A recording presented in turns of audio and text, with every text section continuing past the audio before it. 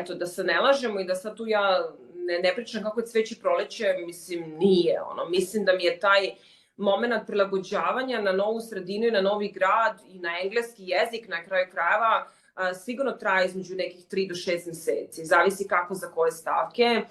Meni je moj prvi dan kada sam sletela u Dubai bio izuzetno traumatičan, zato što je mene kompanija, znači kompaniji vozač je mene čekao na aerodromu i kada sam došla tamo, prva stvar koju on čovjek meni rekao, kada sam sela u taj kombi, daj mi svoj pasoš. Mislim, ja kao jedna budala najveća dajem svoj pasoš, jedan jedini dokument u stranoj zemlji koji dokazuje da sam ja Kristina Milanović, ja to dajem čoveku. Mi se sad tu kao vozimo, dolazimo do smeštaja, on meni objašnjava gde je moja soba, šta je ovo, šta je tamo. Kaže meni, tu ti je supermarket, ako ti nešto treba, tu čekaš autobus za posao i kao sutra, ne znam, krećeš u 10 sati, tebe će neko iz ljudskih resursa čekati, ja ću njima predati tvoj pasoš. Ja kažem, dobro. Sad ja vidim tu sobu koja zadnje izgleda pristojno, mislim, stvarno ne mogu reći da sam bila u nekoj rupi, to je stvarno izgledalo najnormalnije, onako pristojno. A si bila sama u toj sobi? Ne. Znači, to je bio dvosoban stan i 2 devojke su bile u jednoj sobi i druge 2 devojke u drugoj sobi. Između ostalog, tad prvi put kada sam došla, jedna od devojaka je bila ova iz Srbije, Sanja iz Niša, tako da smo mi živjele zajedno i onda ti naravno bude lakše kad imaš nekog svog, pa da pitaš, bar na svom jeziku, da pitaš a gde ovo, a gde ono. Međutim, tad kada sam došla, stan je bio prazan.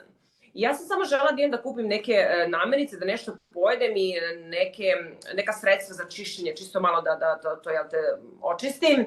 I ja sam se izgubila. Ja znam da je moja zgrada bila broj 2, međutim to kako su meni objasnili, ja sam otišla na drugu stranu, dok sam ja našla taj tržni centar gde da kupim hranu, to je već trebalo jedno pola sata, ali su stvari prave muke krenule kad sam trebala da se vratim kući. Ne znam gde je moja zgrada, ja vidim sve moguće brojeve, sem broja 2, znam da sam tu negde, a zgrade su sve iste. Znači one sve ovako idu kao zmija i svaka zgrada istane, ne postoji nešto po čemu možete prepoznati fasadu zgrade, ajde tako da kažem. Ja se sećam da sam jedna posle 45 minuta takvog traganja za svojim stanom i od nemoći i od svega toga što mi se desilo sa svim tim kesama, sela na trotoar, ne na klupu, klupe nije bilo. Sela sam na trotoar i plakala i govorila gde je meni moj sad Zemun i šta sam ja došla ovde, pa da li sam ja normalna, gde je meni pamet bila. I to je tako meni trebalo 15 minuta da se tako malo iskukam, da to izbacim iz sebe i kažem, dobro, jesmo se isplakali smo se, ajmo mi sad naći stan. Ja sam našla stan u roku od 5 minuta. Ispostavilo se da sam ja u tu zgradu ulazila 1.000.000 puta do tada, ali sam ulazila s druge strane, a ne sa one strane na kojoj piše broj 2. I mislim, meni je to bilo tako jedno traumatično iskustvo, tako mi je onako na negativnu notu Dubai krenuo, ali se nekako sve to posle se iskristalisalo i posle sve bilo okej, ali nije lako, da se ne lažemo, mislim, ti samo pođi od toga da ti sada recimo kad uđeš u Maxi ili bilo koju radnju, ti znaš koji hleb kupuješ, ti znaš koji margarin kupuješ, ti znaš koji proizvođač, ne znam, kobase ćeš kupiti. Ti dođeš u inostranstvo, ti nemaš pojma koji hleb da kupiš. Hleb nije isti kao što je kod nas. Mislim, sve nije isto.